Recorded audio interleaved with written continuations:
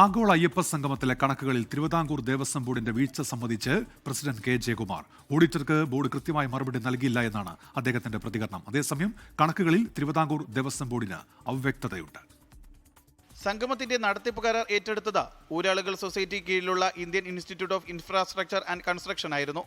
8 കോടി രൂപയുടെ ധാരണാപത്രമാണ് ഒപ്പിട്ടതെന്നും അവർ നൽകിയത് 7.04 കോടിയുടെ ബില്ലാണെന്നും കെ ജയകുമാർ പറഞ്ഞു.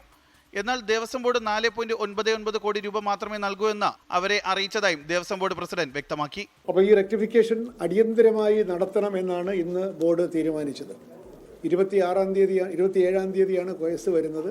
അതുകൊണ്ട് 26-ാം തീയതിക്ക് മുമ്പ് ഇനി ഒരു 9 ദിവസം ഉണ്ടല്ലോ, 10 ദിവസമുണ്ട്. ഈ 10 ദിവസത്തിനുള്ളിൽ ഈ പറഞ്ഞ റെക്ടിഫിക്കേഷൻസ് ഒരു യുദ്ധകാല അടിസ്ഥാനത്തിൽ നടത്തണമെന്നാണ് ഇന്നത്തെ ബോർഡിന്റെ തീരുമാനം. 10 ദിവസത്തിനകം റിപ്പോർട്ടിൽ കൃത്യത വരുത്തും.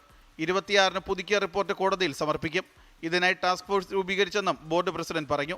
മീഡിയ പബ്ലിസിറ്റിക്ക് 3 കോടിയിലേറെ രൂപ ചെലവിട്ടെന്നാണ് ഊരാളുകൾ അവകാശപ്പെട്ടത്. ഇതായിരുന്നു ദേവസ്വം ബോർഡിന്റെ സംശയത്തിന് പ്രധാന കാരണം. Thiruvithamkoor Devaswom board commissioner special commissioner വഴി കഴിഞ്ഞ നവംബറിൽ ഹൈക്കോടതിയിൽ സമർപ്പിച്ച വരവ് ചിലവ് കണക്ക് പ്രകാരം ആഗോള അയ്യപ്പ സംഗമത്തിന് ചെലവായത് 4.5 കോടി രൂപ മാത്രമായിരുന്നു. ഇതിൽ 3 കോടി രൂപ കൈമാറി കഴിഞ്ഞു. കണക്കുകൾ ഓഡിറ്റ് ചെയ്ത ഏജൻസി ബില്ലുകളുടെ പൊരുത്തക്കേടിൽ വ്യക്തത വരുത്താൻ പലതവണ ആവശ്യപ്പെട്ടെങ്കിലും ദേവസ്വം ബോർഡ് ഉദ്യോഗസ്ഥരുടെ ഭാഗത്തു നിന്ന് വീഴ്ചയുണ്ടായി. പൊരുത്തക്കേടുകൾ സംബന്ധിച്ച് ഊരാളുകളുടെ ഭാഗവും ബോർഡ് കേൾക്കുന്നുണ്ട്. അതേസമയം വീഴ്ച വരുത്തിയ ഉദ്യോഗസ്ഥർക്കെതിരെ നടപടിയുണ്ടാകുമെന്നാണ് സൂചന. ദേവസ്വം ബോർഡിന്റെയോ സർക്കാരിന്റെയോ പണം അയ്യപ്പ സംഗമത്തിന് ഉപയോഗിക്കില്ല എന്നായിരുന്നു ഹൈക്കോടതിക്ക് നൽകിയ ഉറപ്പ്. 24 തിരുവനന്തപുരം.